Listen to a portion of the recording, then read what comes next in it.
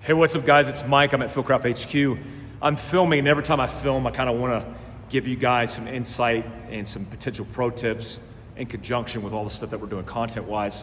And I have an opportunity to shoot sims because I got the sims kit on me, but wanted to show you the importance of fighting off the X and introducing it into your practice. I think survival is synonymous with movement.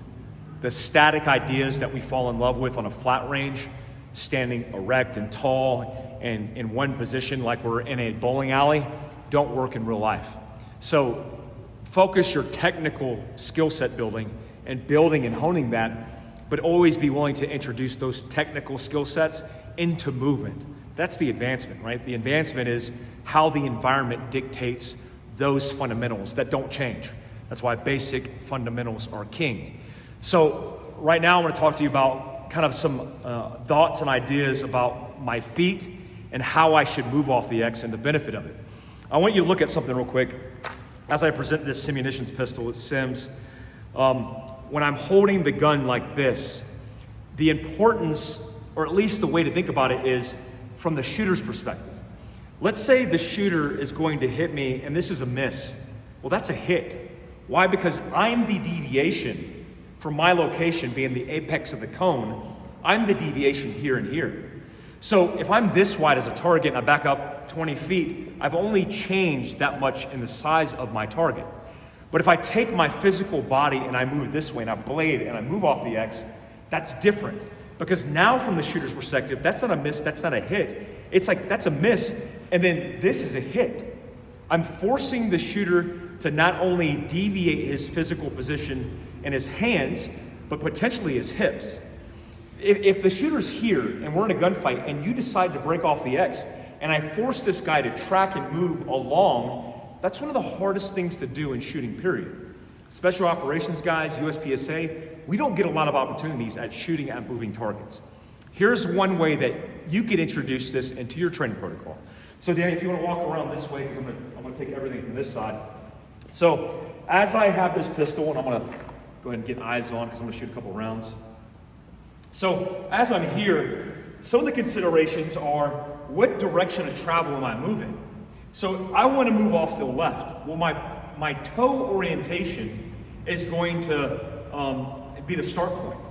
If I'm here oriented with my toes and I have to break out this way, laterally against the target, that would require me to set my foot in position or cross over to move that way. But if I'm thinking about it, because I always have a plan to effectively move, if this is the confrontation, I've already picked the direction of travel. Maybe because it's cover and concealment, maybe because it's a path of least resistance, but I'm already ready, and my left foot is oriented in the direction of travel. I'm also have a wide stance. Now I don't expect you to be like, hey man, what's going on? Is there a problem here? That would be dumb. But I expect you to go, hey man, relax, you're mitigating risk, you have your pistol on you. As I draw to start beginning my movement, I'm already loaded because my knee is bent and my toe is already oriented in that direction. As I move off the X, the shot heard around the world.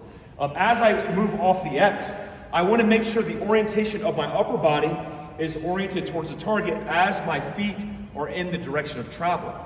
But herein lies the issue, right? The issue is as my feet move this way, I start to get on this hard side. So what am I supposed to do?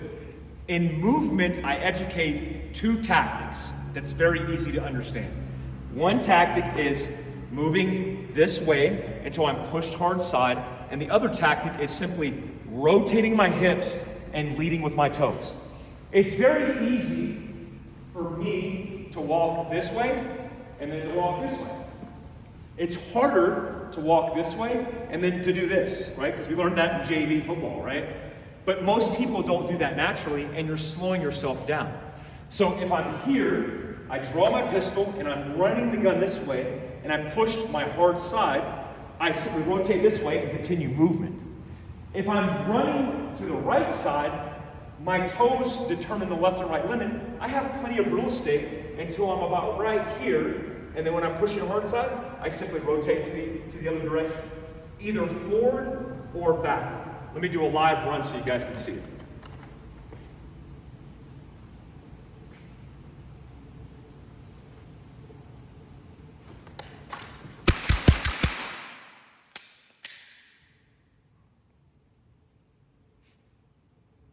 Simunitions, a little not forgiving, sometimes that happens, but fight through it.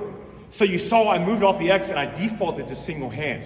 Why? Well, let me tell you from experience, if I went up and then transferred my hand here, my entire upper torso would turn, require me to force myself to pull my hips immediately. And you lose, from my experience, about 0.2 of a second by adding this hand to the frame.